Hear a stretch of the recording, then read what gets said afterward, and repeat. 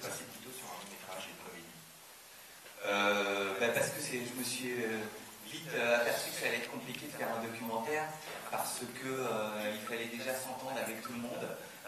Ensuite, c'est difficile dans un documentaire de rendre compte de la part intime des choses. C'est-à-dire que je pouvais utiliser beaucoup d'archives de télévocales de l'époque, etc. Mais raconter l'envers du décor, raconter l'histoire, ce qui se passait entre les gens, les espoirs, les histoires d'amour, les rancœurs, tout ça. Et ça c'est vraiment à travers la fiction, quoi. Et donc, voilà, je me suis dit que voilà, seule la fiction pouvait rendre compte du parcours intime aussi de Victor dans le film. Et puis, évidemment, ensuite, quand on écrit la fiction, justement, je ne prétends pas du tout faire œuvre de documentaire. C'est ensuite, je distors la réalité, je m'inspire de quelques événements réels et de quelques personnages, mais ensuite, je distors à ma sauce, quoi, parce que c'est plus drôle. Est-ce qu'il y a des questions? Profitez-en. La lumière va bientôt s'allumer. Ah. Oui, c'est vrai, on ne vous voit pas. Êtes-vous là? Et la lumière fut. Une question. Non. C'était très bien. Je me suis bien marrée. Bon. Voilà. Merci. Merci. C'est le principal, même. Ouais, c'était très bien. On a passé un bon moment, on va prendre la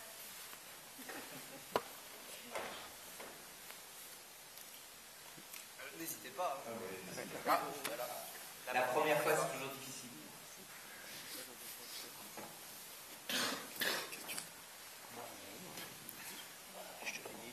Tout d'abord, bonjour.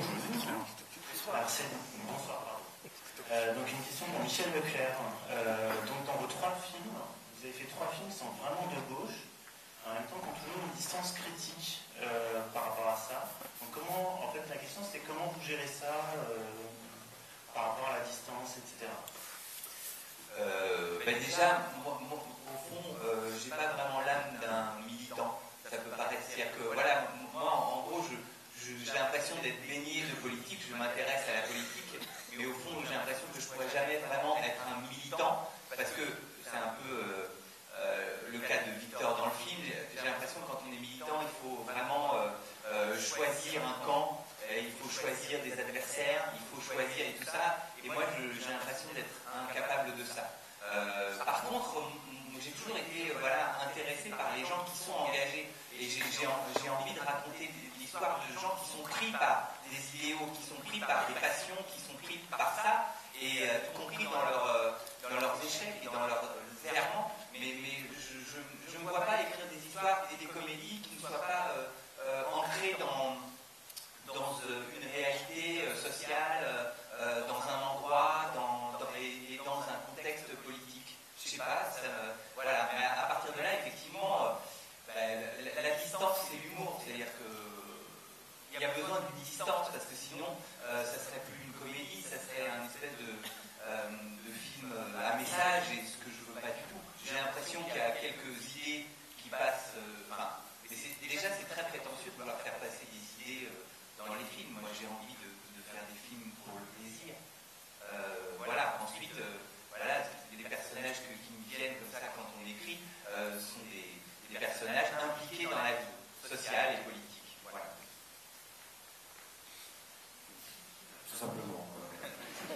C'est ça qu'il voulait vous dire.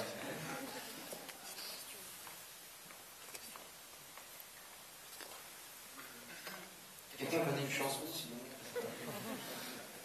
Je voulais poser une question à Michel Leclerc. Est-ce que vous connaissiez les gens de Télébocal à l'époque?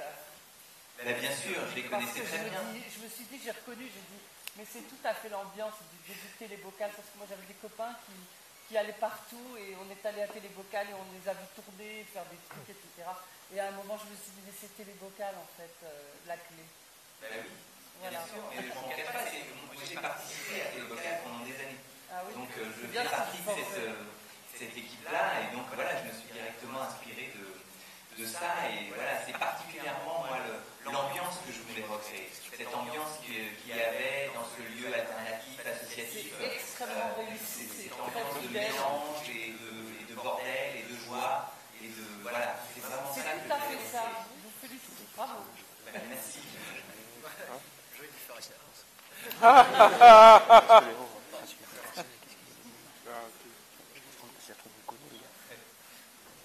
Oui, alors en fait, ça rejoint un peu la question que la personne a posée juste avant moi.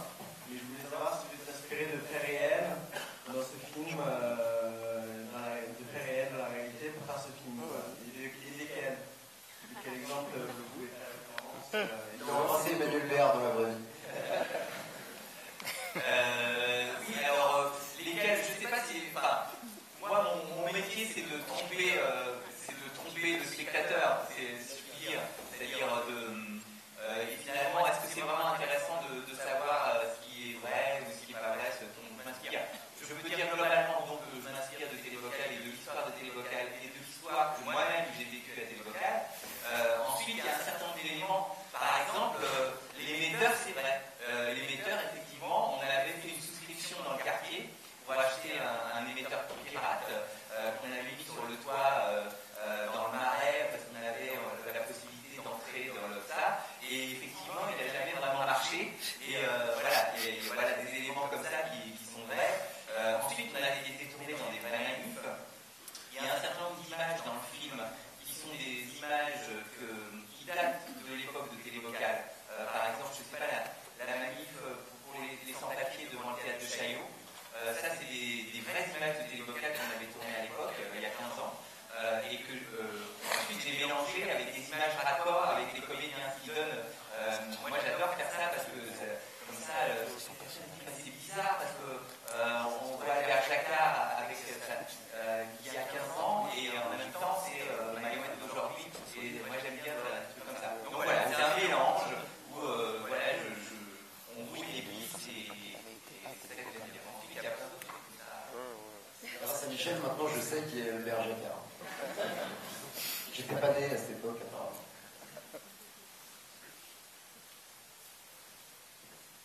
Hop, alors j'arrive pas à voir les gens qui lèvent les mains et tout ça. Non. Je voulais savoir si vous aviez les comédiens avant l'écriture du scénario, pensaient déjà ce que c'est de l'œuvre. Vous avez fait le choix. Non, puisque justement, dans l'écriture, on s'inspirait d'une expérience réelle. Et donc, assez naturellement, je suis parti d'un matériau de personnages que j'ai pu croiser pour écrire le scénario, et c'est plutôt ces gens-là que j'avais en tête. Tiens, par exemple, pour reprendre la question juste avant, par exemple, il y avait effectivement un patron de café juste à côté de Télévocal qui avait été une star du porno dans les années 70 et qui voulait tout le temps montrer sa bite. Et très souvent dans Télévocal.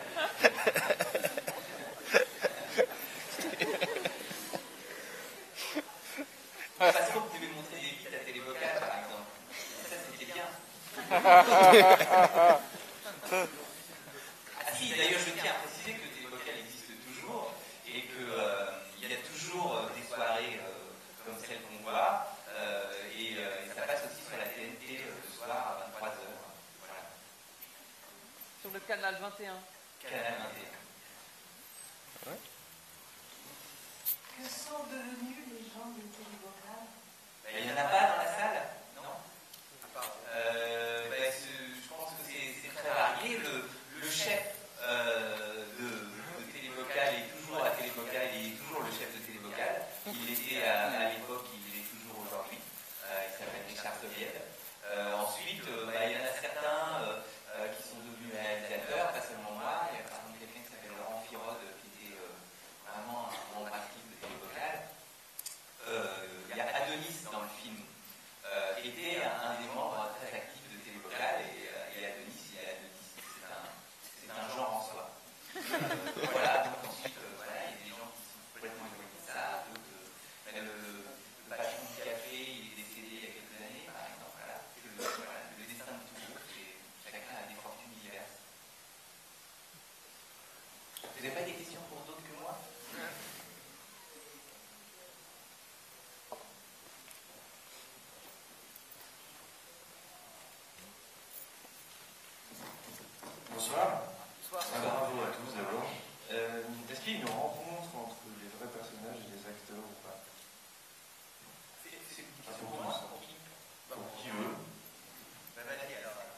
moi c'était facile, moi c'était Michel un peu. Enfin, il a toujours refusé de dire que c'était vraiment lui, parce que je faisais vraiment branleur comme ça, très bon, comme ça. Il a toujours refusé un peu de dire que c'était lui, parce que c'est vrai que ça reste une fiction. Donc il voulait pas trop que je m'inspire vraiment que de lui. Mais après, il m'a montré les rubriques qu'il faisait à Télébocal et il faisait des objets qui font chier dans le film. Il les faisait vraiment, lui, Michel. Et donc j'ai essayé de prendre ses mimiques, de prendre sa voix un peu nasillarde, pas très virile. J'ai essayé de la reprendre parce que moi je suis très viril. Et donc j'ai essayé de reprendre ça, voilà, des trucs comme ça. Mais après, il y a beaucoup la fiction. Donc il fallait s'en détacher, en même temps s'en imprégner. Donc voilà, il y avait Michel, il y avait un peu Thomas, sauf que scénariste, voilà. Après, Sarah, je te laisserai. Moi, le personnage de Clara, moi je ne l'ai pas rencontré. C'est un peu le Rex de Michel.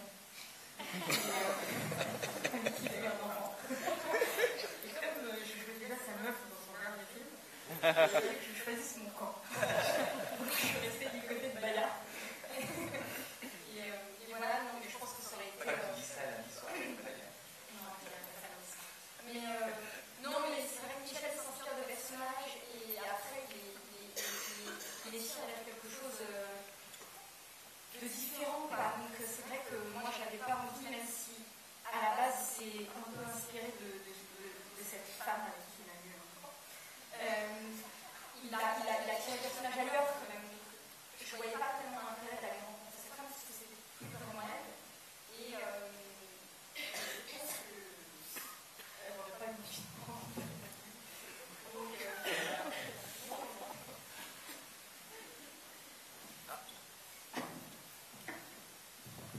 Bonsoir à tous. Bonsoir. Où êtes-vous? Je suis là, je suis noir habillé en noir. Ah merde. Et je vois un point. Question vous poser. En fait, il y avait une scène. Au plaisir. Vous faisiez quelques peu chicotés, vous les coupez. Pourquoi? Ah oui. Ah oui, donc je résume parce qu'il y avait une scène, parce que comme il y a eu une équipe de télé qui est venue sur le plateau, qui a filmé une scène où on voyait à la fin du film Emmanuel Béard venir chez Télé Gaucho après s'être fait virer de HT1 et se faire assez agresser par les gens de Télé Gaucho. Enfin, c'était une scène assez dure, qui était une scène assez dure. Que je me suis résolu à couper. Je suis toujours pas sûr que j'ai bien fait d'ailleurs, c'est toujours compliqué. Et qui donnait une note, alors pour le coup, la fin du film est quand même assez amère, et pour le coup, si je l'avais laissé, ça aurait donné vraiment une note assez violente sur les gens de Télé Gaucho. Et il y a d'ailleurs quelqu'un de Télébocal qui est venu me voir sur le tournage, et après qui m'a même écrit une lettre en disant que qu'il ne fallait pas que je laisse cette séquence dans le film, parce que jamais quelqu'un de Télébocal ou dans voilà, n'aurait été capable d'aller jusqu'à frapper Evelyne Thomas. Voilà. Et ça m'a un peu entamé. Je me suis dit, bah ouais, alors peut-être ça va trop loin de faire ça, d'aller jusqu'à la violence, d'aller jusqu'à... et du coup, je l'ai coupé. Voilà. Et puis en plus, il fallait raccourcir le film. Et donc voilà. Et ce qui est marrant, c'est qu'on voit, moi je vois en tout cas, il y a un plan dans lequel on voit Emmanuel Béard de dos, évidemment, voilà. Voilà.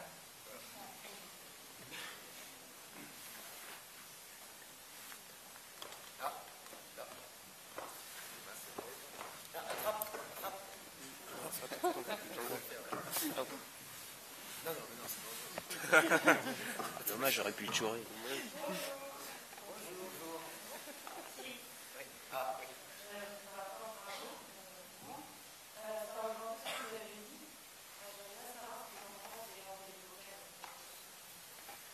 C'est fou comme énormément de questions tournent autour de Télébocal et c'est marrant parce que je m'y attendais pas. Eh ben, qu'est-ce que je peux dire pour aller leur demander? Je pense que globalement, ceux qui ont vu le film sont plutôt contents du film. Voilà. Je pense que sont plutôt contents du rendu de l'ambiance, il faut dire aussi qu'on a tourné dans Télévocal, c'est-à-dire que le décor du film c'est Télévocal, la ruelle c'est là que ça se passe, dans le 20e arrondissement, donc il y a quand même quelque chose, voilà. Et puis ensuite, même si dans le film ils se prennent la tête, ils s'engueulent, etc., c'est des bras cassés, etc., j'espère qu'il ressort que c'est quand même sympa et qu'on a plutôt envie d'aller boire un coup avec ces gens-là, quoi. Donc, pour l'instant, les retours que j'ai eus des gens de Télévocal sont plutôt positifs. Voilà. Je sais plus où vous êtes. Non, mais en plus, moi je trouve que dans le film, vous disiez tout à l'heure, c'est vous qui disiez dans les 3 films de Michel, il y a toujours une distance par rapport aux gens de gauche, il y a toujours une espèce d'autodérision en fait. Ça fait écho un peu les deux questions, parce que les gens de Télévocal, ils voient ça et ils voient... Ça parle très fort. Ils voient une palette diverse. En fait, ils voient à la fois le côté pied nickelé, bras cassés, et donc forcément attendrissant, et en même temps, le personnage, par exemple, de Mai Wen, qui elle, est une meuf qui aura la foi jusqu'à la fin de ses jours, et qui est complètement engagée, et qui croit en ce qu'elle fait. Donc, il y a 2 aspects de ce que peut être l'engagement, et de ce que peut être l'engagement à gauche, notamment. Et donc, quand ils ont vu ça, les gens de Télévocal, à la Projo équipe, pardon, ils avaient l'air assez émus par ça. Voilà. Sinon, ce matin, dès que j'ai une occasion de parler, moi je suis... Moi, j'avais une question aussi pour Sarah Forestier. Savoir si vous vous retrouviez un peu dans les rôles que vous jouez, comme dans Le Monde des gens et dans celui-là. C'est des personnalités très fortes et que je trouve en tout cas très bien jouées. Je voulais savoir s'il y avait un lien avec votre personnalité. J'aimerais bien. Elle est beaucoup plus folle dans la vie. Non, enfin, il y a une énergie que je mets au service de ces personnages. Et de toute façon, la comédie, certains rôles comiques sont des personnages qui sont moteurs. Et le comique passe par une certaine énergie. Il y a les comiques en contre-temps, les comiques blancs, et il y a ceux qui sont un peu plus Speedy Gonzalez, voilà, de finesse, il y a des personnages de comédie comme ça qui sont moteurs, qui emportent le rythme par une énergie. Et donc voilà, moi, les rôles de Laïa et Clara, c'est ce genre de comédien, c'est des comédiens vivants et qui sont portés par une énergie. Donc moi, j'ai cette énergie, donc ça, il y a quelque chose en commun. Après, les personnages de Michel, ils ont une part... les personnages féminins, en tout cas Laïa et Clara, ils ont une part d'inconscience et de maladresse qui est très très belle, quoi, qui leur apporte vraiment une légèreté. Je crois que je suis un peu sérieuse dans la vie et j'aimerais être un peu plus insouciante et un peu plus que ma maladresse soit plus légère, quoi. Mais voilà, ça c'est quelque chose qui n'est pas vraiment moi et que je prends vraiment plaisir à faire. Quand je joue dans les films Michel, tout le temps du tournage, c'est vraiment agréable pour moi parce que je peux me mettre dans un personnage comme ça et j'ai l'impression d'être elle pendant 2 mois et pendant ces 2 mois de tournage. Et j'ai l'impression que même dans la vie de tous les jours, quand je rentre chez moi le soir, plus pendant le tournage de Michel, j'étais plein amoureuse. Et j'ai l'impression vraiment que j'étais devenue un peu le personnage. Et du coup, j'ai un petit peu arnaqué le mec avec qui j'étais à l'époque. Et voilà. Du coup, maintenant, c'est la meilleure.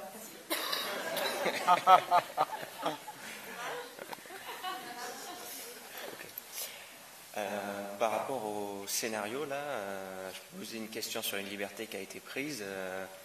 Pourquoi le chameau? Je disais, qu'est-ce qu'il fout dans le plan, ce putain de chameau, là? Le chameau était dans le scénario, quoi. Déjà, comment on l'a fait rentrer s'il n'est pas dans le scénario? Comment on fait rentrer un chameau dans un petit hangar comme ça?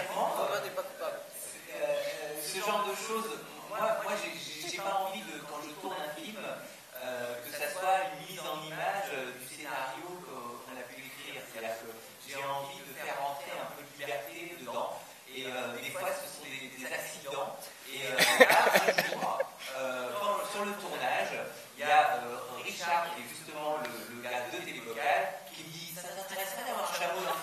Je connais un pote qui élève des chameaux en Normandie.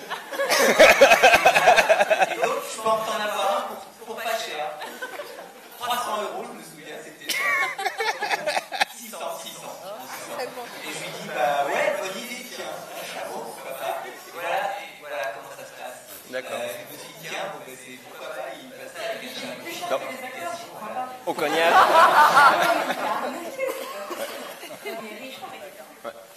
C'est cher. T'as regardé les chameaux? Non, mais il est mis dans mon jardin. Non, mais voilà. Moi, j'aime bien ça. J'aime bien, et en généralisant, j'aime bien qu'il y ait aussi une part d'improvisation. J'aime bien faire rentrer des choses qui n'étaient pas prévues. Si je pense que ça peut être marrant, voilà. Puis à l'arrivée, ça fait marrer les gens. Aucun rapport avec le dinosaure qui passe en arrière-plan dans Las Vegas Parano quand Johnny Depp est complètement défoncé, en fait. C'était pas un clin d'œil à... Non. D'accord. Je l'ai pas vu. Ah, ok.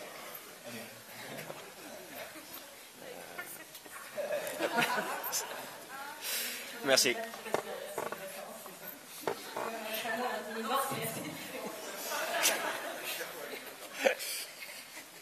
à voir avec le pigeon de Rimbaud. Ah. Oui. Alors moi j'ai une question qui est un peu semblable du coup. D'où est-ce qu'est venue l'idée du personnage qui chante? Je crois que c'est à Denis. Mais non, là je vous dis, à Denis c'était quelqu'un qui faisait partie de Télévocal. Et moi j'ai toujours adoré ses chansons et ce qu'il faisait. Et il est dans tous mes courts-métrages, il est dans tous mes longs-métrages, il est dans Jean 21, il est dans Le Monde des gens, sauf que personne ne sait que c'est lui. Et sauf que là, on le voit. Et c'est le vrai, celui de Télévocal alors? C'est celui de Télévocal, ouais, bien sûr. C'est dommage qu'il soit pas là d'ailleurs. Ouais. Et donc je vous le conseille, il donne des concerts et tout ça, ça vaut vraiment le coup.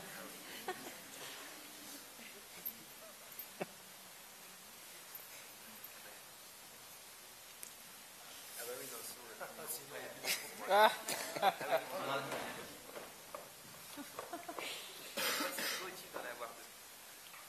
Alors, je ne sais pas si la question que je vais poser, c'est vraiment une question, mais quand j'ai vu le film, j'ai eu l'impression que les gens de gauche, c'est des gens qui ne sont pas très cultivés, mais qui ont beaucoup d'énergie, alors que les gens de droite, c'est des gens qui se sont pliés et qui sont très cultivés. Et donc, je voulais voir si, selon vous, ça se complétait ou l'avis que vous avez là-dessus. Enfin, si je me trompe tout à l'heure. Non, moi j'ai pas tellement de généralité à faire là-dessus. Je pense qu'il y a des gens cultivés et pas cultivés partout. Il y a des gens sincères et non sincères partout, surtout à gauche. Jérôme Cahuzac. Oui, Jérôme Cahuzac, voilà. Putain, cette histoire en Suisse, moi j'en reviens pas.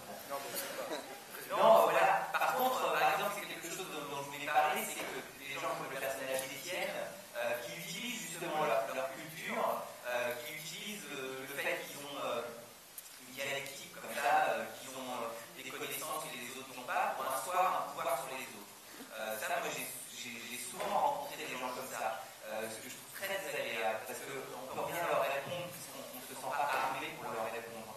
Et dans les milieux politiques, et parce que je connais plus ceux d'extrême gauche que d'extrême droite, il y a beaucoup de gens comme ça, qui fait que qui se sentent plus purs que les autres et qui se sentent donc mieux à même de décider. Voilà. Et enfin, qui s'autoproclament, et ça m'énerve. Et aussi, par exemple, le personnage de Etienne, donc celui qui mène la dialectique, qui parle de Althusser, tout ça, qui est donc lui très cultivé, on n'en doute pas, et qui est joué par Yannick Chouara. Lui, par exemple, il a ce côté, vraiment, il sait pourquoi il est là, il est ambitieux, et certainement, d'ailleurs, dans la version que Thomas et Michel avaient écrite, à la fois, il devenait présentateur chez HT1, travaillait pour HT1 à la fin. Donc c'était vraiment pour assouvir son désir de puissance. Alors que Emmanuel Béard, moi, ce que je trouve touchant dans son personnage de Patricia Gabriel, c'est qu'on sent qu'elle est là malgré elle, par hasard. Elle a ce côté, moi, je suis un peu amoureux d'Emmanuel Béard. Il faut savoir, depuis la couverture de Elle, quand j'avais 13 ans. Et elle est là malgré elle, c'est-à-dire elle est beaucoup plus intelligente que son personnage ne le voudrait, que sa fonction ne le voudrait, en tout cas. Voilà. Je sais pas pourquoi je dis ça, parce qu'en fait, c'est pas du tout la question. Bah, non, parce qu'on parlait de la culture de chacun. Bah, salut.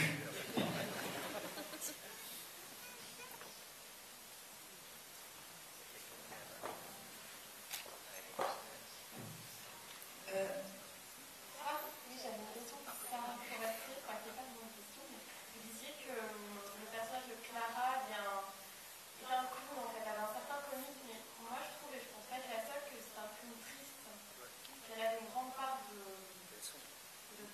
nostalgie, parfois on sait qu'elle est même dépressive, et j'ai déjà entendu ça dans une critique, et j'étais assez d'accord avec le film, et du coup, voilà, c'est un personnage qui nous déroute et qui nous déstabilise parce qu'elle est à la fois drôle, légère et à la fois très très profondément triste en fait. Oui, c'est-à-dire souvent ce qui est drôle chez les gens, c'est leurs imperfections.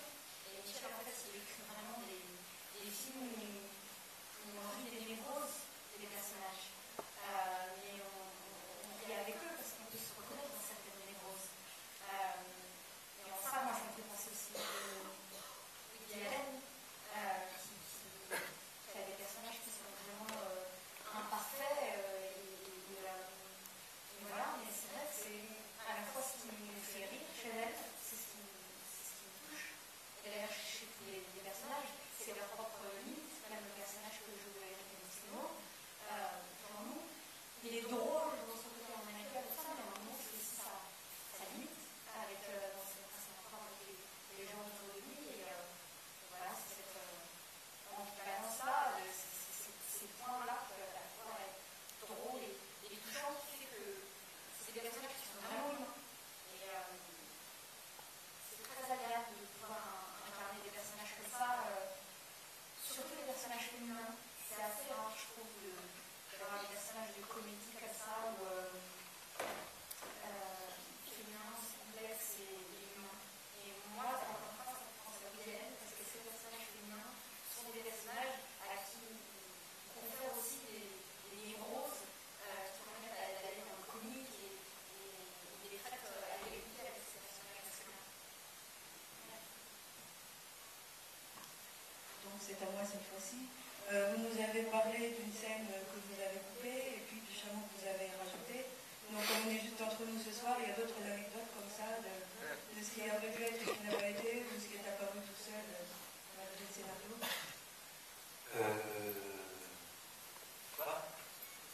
Oui, il y a énormément de matière, parce qu'on a tourné beaucoup. Pour moi, vas-y, on la scoop. que ce soit crédible, le fait qu'eux-mêmes tournent un certain nombre de séquences avec des petites caméras, DV, etc. Ce qui fait qu'on a tourné une grande matière. Par exemple, on a fait énormément de télé qui nous font chier avec Félix. On a été, il y a beaucoup de choses. Donc, par exemple, on a été au premier event du Front National, par exemple. Donc ça, c'était un des premiers tournages avec une toute petite caméra, totalement incognito, et on est allé, on avait peur de se faire repérer, de faire ça, et on était là-bas, voilà, je sais pas, Félix, des anecdotes de choses, je sais pas, Félix a fini dans une poubelle, par exemple, au tournage. Ouais, non, à la fin du tournage, les machinots, ils m'ont tous accroché, parce que j'arrêtais pas de faire le con avec les charliers et tout ça. Et en fait, à la fin du tournage, 2 semaines à Lyon, on était devenus fous. En fait, je crois que c'est ça. Et on est parti en bataille de farce et attrape. Enfin, vraiment phénotype de farce et attrape. Tous enquêteurs, qui balancent de l'eau, des sottises. C'est pas très intéressant d'ailleurs. Et ils m'ont accroché au tournant d'arbre avec du scotch. Ils sont tous venus à tour de rôle me mettre une gifle. Voilà. Vraiment le jeune con. On le punit. Voilà, c'était ça. Pour les gens qui auraient vu mon événement, on avait tourné avec Michel, je m'étais redéguisée en Baya. Et on avait tourné le fait qu'on avait tourné une scène où le personnage de Baya arrivait à la fin du film et rencontrait à la projection de son court-métrage et elle rencontrait le personnage de Victor qui nous tombait à l'amour.